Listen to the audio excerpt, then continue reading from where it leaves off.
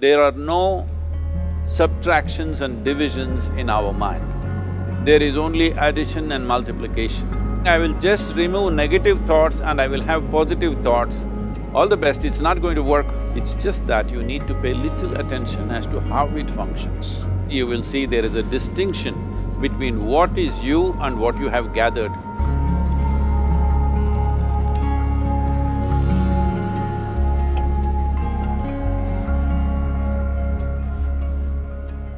Well, see the way the question is asked and also the way normally it's addressed is, people think there is something called as negative thought and positive thought.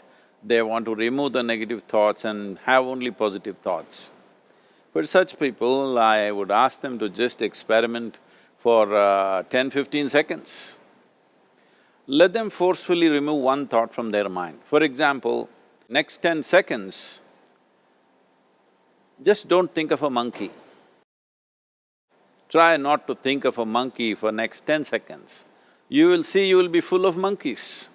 So what I'm saying is, this is the nature of your mind, because in this mind, all the three pedals are throttle. There is no brake, there is no clutch. Whatever you touch, it will only go faster. In this kind of mind, people have been taught from moral teachers and religious teachers, do not think about bad things. Well, since then it's been a full-time job. So there is no way you can handle the mind like this. This doesn't need any great enlightenment. If you spend 2 minutes with your eyes closed, you will realize you cannot do anything forcefully with this mind. So, I want to remove negative thoughts. Do not ever go in this direction, because what you want to remove will become your quality. Always you will be on it. So what should I do? The thing is this, without understanding the fundamental mechanism of this mind, because our mind, human mind, is the most sophisticated computer on the planet. Even all the supercomputers have come out of this. When this is the case, is it not important that we understand the mechanics of how it functions? One simplistic aspect of how it functions is, there are no subtractions and divisions in our mind. There is only addition and multiplication. If you try to do something with it, it will say one more. If you try hard, it will multiply into many more.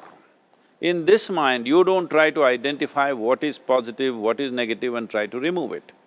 First of all, one needs to understand, this mind of yours, this body of yours is supposed to serve you.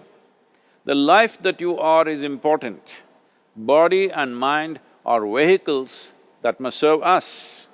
If you sit in a vehicle, it must go where you want to go. If it goes to its own destination, what is the point of such a vehicle? It's just a nuisance.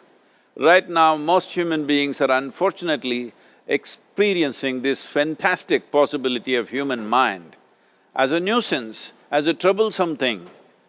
Well, this is the most beautiful thing you have. It's just that you need to pay little attention as to how it functions. One simple thing is this.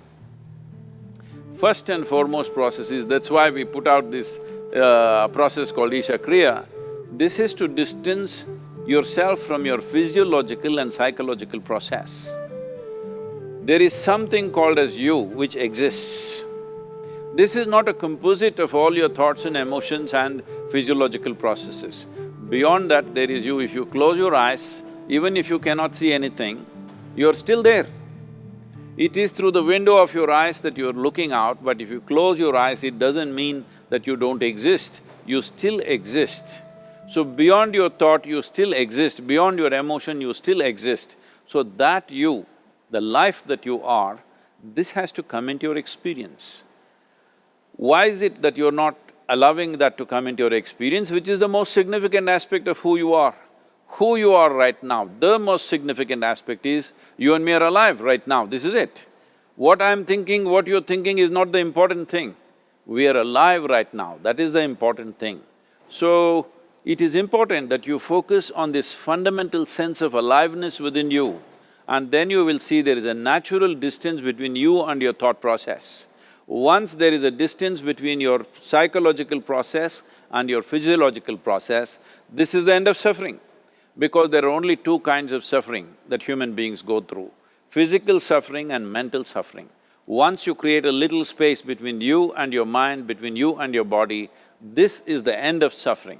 This is something every human being has to experience and know, otherwise thinking I will just remove negative thoughts and I will have positive thoughts, all the best, it's not going to work 100%, it's not going to work because nobody can remove it, they can avoid it for some time. So when negative thoughts come, you say Ram Ram, Shiva Shiva, whatever you want, but this is just avoiding, it's not gone. The moment you stop that, it will pop back with great force, otherwise it'll come back in your dreams. So it's very important, first of all you need to understand your anger, your resentment, your fear, your anxieties, the negativity that you generate. Generally resentment, anger, it is always directed towards somebody. But we need to understand this is poisons that we are drinking and expecting somebody else to die. Fortunately, life doesn't work like that. If I drink poison, I die. If I drink poison, you don't die. So, we need to understand this. When I say poison, today you can have yourself chemically analyzed. Right now, what is your blood work, what it says?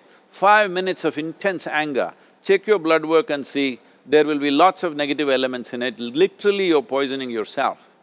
So, do you want to poison yourself? Definitely not. Now the very question is coming from certain helplessness, what shall I do?